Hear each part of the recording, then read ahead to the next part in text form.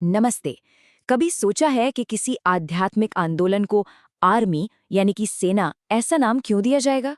तो चलिए आज आध्यात्मिक सैल्वेशन आर्मी की इसी अनोखी दुनिया में उतरते हैं और समझते हैं कि भाई इसका मिशन क्या है और ये किसे बचाने की कोशिश कर रही है। देखिए, ये जो एक लाइन है ना, समझिए इस पूरी शिक्षा का दिल है। एक बहुत ही पावरफुल मेटाफोर यहाँ सामने रखा गया है कि दुनिया एक डूबता हुआ जहाज है और मिशन ये है कि इसे किनारे तक पहुंचाना है। तो सवाल यह है कि ये डूबता हुआ जहाज आखिर है क्या? देखिए, किसी भी सॉल्यूशन को समझने से पहले प्रॉब्लम की जड़ तक जाना जरूरी होता है। तो इस टीचिंग के हिसाब से दुनिया की असल हालत है क्या आज? और बस यहीं से हमारा पहला हिस्सा शुरू होता है, एक जरूरतमंद दुनिया और एक पतित युग का निदान। अब यहाँ जो बात देखने वाली है वो है ये सीधा कॉन्ट्रास्ट। एक तरफ है पाप की दुनिया, जिसे क्या कहा गया है? पतित, तमोप्रधान, दुख का स्थान। और दूसरी तरफ है मंजिल, पुण्य की दुनिया, यानी सतोप्रधान, शुद्ध और स्वर्ग जैसी। तो ये सिर्फ अच्छे और बुरे की बात नहीं हो रही है, बल्कि ये पवित्रता की दो बिल्कुल अलग अलग अवस्थाओं की बात हो रही है। और हाँ, एक और बात यहाँ समझनी जरूरी है कि ये जो डायग्नोसिस है, ये सिर्फ मोरालिटी या नैतिकता के बारे में नहीं है। अरे नहीं, ये तो एक कॉस्मिक टाइमलाइन में हमारी जगह के बारे में है। इस टीचिंग के मुताबिक हम एक बहुत बड़े साइकिल के बिल्कुल अंत में हैं, जिसे कलयुग या आयन एज कहते हैं, यानी एक ऐसा वक्त जब आत्मा अपनी असली, अपनी ओरिजिनल प्योरिटी खो चुकी है। तो ठीक है, अगर दुनिया एक डूबता हुआ जहाज है, तो इसका कैप्टन कौन है? कौन है जो इसे सुरक्षित किनारे तक ले जा सकता है? और यही सवाल हमें इस टीचिंग के कोर आइडिया तक ले जाता है। एक सर्वोच्च पिता जो परम मार्गदर्शक है। अच्छा, ये गाइड कौन है ये बताने से पहले ये टीचिंग पहले ये साफ करती है कि कौन नहीं है। कोई भी ह्यूमन गुरु, कोई पूजनीय देवता या कोई भी दूसरा इंसान, इनके मुताबिक वो अल्टीमेट सेवियर नहीं हो सकते। ये एक बहुत जरूरी डिस्टिंक्शन है जो यहाँ किया गया है। तो फिर परम मार्गदर्शक हैं कौन? उन्हें कहा जाता है शिव बाबा। कौन? एक निराकार, सुप्रीम सोल, सभी आत्माओं के एकमात्र इटर्नल फादर, टीचर और ट्रू गुरु, जो किसी भी फिजिकल फॉर्म्स से बिल्कुल अलग हैं, उनसे परे हैं। लेकिन यहाँ एक सवाल खड़ा होता है। एक निराकार आत्मा जो फॉर्मलेस है, वो कम्युनिकेट कैसे करती है? इस टीचिंग के अनुसार इसका जवाब मिलता है ब्रह्मा नाम के एक साधारण इंसान में। ऐसा कहा जाता है कि शिव बाबा उनके शरीर को एक मीडियम, एक माध्यम की तरह इस्तेमाल करके अपना ज्ञान दुनिया को देते हैं।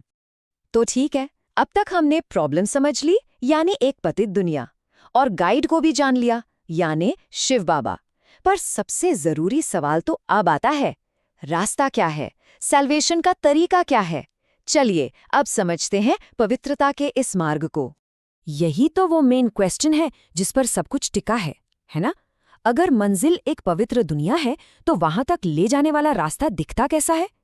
इस टीचिंग में इसका जवाब 3 बड़े स्टेप्स में दिया गया है। तो यहाँ 3 मेन प्रैक्टिसेस बताई गई हैं। पहली, आत्म अभिमानी बनना, मतलब खुद को ये शरीर नहीं बल्कि एक आत्मा समझना। दूसरी, लगातार उस एक पिता शिव बाबा को याद करना। और तीसरी, जिसे काम कटारी या लस्ट की तलवार कहा गया है, उस पर जीत हासिल करना। इसे ही सबसे बड़ी हिंसा और सारे दुखों की जड़ बताया गया है। इस पूरी प्रैक्टिस को एक नाम दिया गया है, राजयोग। इसे भारत का बहुत ही प्राचीन योग बताया गया है, जो इस टीचिंग के अनुसार अब इस साइकिल के अंत में फिर से सिखाया जा रहा है। लेकिन ये रास्ता सिर्फ अकेले चलने के लिए नहीं है।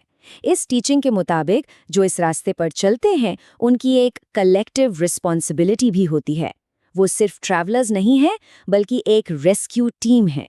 और बस यहीं से आध्यात्मिक सैल्वेशन आर्मी का आइडिया सामने आता है, यानी फॉलोअर्स का मिशन। और ये बात हमें वापस हमारे शुरुआती टाइटल पर ले आती है। फॉलोअर्स को आध्यात्मिक सैल्वेशन आर्मी या फिर पांडव सेना कहा जाता है। देखिए, ये नाम ही अपने आप में एक एक्टिव मिशन की फीलिंग देते हैं, दूसरों को बचाने का एक ऑर्गेनाइज्ड एफर्ट। तो इस सेना का मिशन क्या है? यहाँ साफ बताया गया है। काम है दूसरों को इस आध्यात्मिक यात्रा पर गाइड करना। भारत को, जो अपनी हेवनली स्टेट से गिर चुका है, उसे सैल्वेज करने में मदद करना। और दुनिया के विनाश और नवीनीकरण से पहले पिता के इस ज्ञान को फैलाना। और हाँ, इस पूरे मिशन का फाउंडेशन है अहिंसा, जिसका मुख्य सिद्धांत है वासना पर विजय। तो ठीक है, इन सब का आखिर में नतीजा क्या है? इस मुश्किल यात्रा के अंत में मिलता क्या है? चलिए अब मंजिल और इनाम को समझते हैं। एक स्वर्ण युग का उत्तराधिकार। इस कॉस्मिक साइकिल को देखिए, ये आत्मा की 5000 साल की जोनी को दिखाता है। शुरुआत होती है स्वर्ण युग या सतयुग से, जब आत्माएं एकदम प्योर होती हैं। फिर जैसे जैसे साइकिल आगे बढ़ता है, सिल्वर एज, कॉपर एज, पवित्रता और शक्ति कम होती जाती है और आखिर में हम पहुंचते हैं लौह युग यानी कलयुग में, पूर्ण गिरावट और दुख की स्थिति, जो कि आज का समय है। और ये यात्रा, इसकी डिटेल्स भी बहुत स्पेसिफिक हैं। कहा जाता है कि इस 5000 साल के पूरे ड्रामा में एक आत्मा ज़्यादा से ज़्यादा 84 जन्म लेती है। ये मानो गिरावट की 84 सीढ़ियां उतरने जैसा है। तो फिर इनाम क्या है? जो लोग इस रास्ते को सक्सेसफुली फॉलो करते हैं, वो सिर्फ बचते नहीं हैं, नहीं, उन्हें आने वाले स्वर्ण और रजत युग में 21 जन्मों के लिए एक हेवनली किंगडम, एक राजाई विरासत में मिलती है। ये तो डूबते हुए जहाज से बचकर एक राजा या रानी बनने जैसा हुआ। और चलिए इस पूरे विश्लेषण को इस एक आखिरी पावरफुल विचार के साथ खत्म करते हैं। ये लाइन मानो सब कुछ एक नए पर्सपेक्टिव में डाल देती है। ये हमें सोचने पर मजबूर करती है कि असली खुशी दुनिया के इस नाटक का हिस्सा बनने में है या फिर उससे अलग होकर एक साक्षी की तरह उसे देखने में। यही सवाल इस पूरी आध्यात्मिक यात्रा का सार है।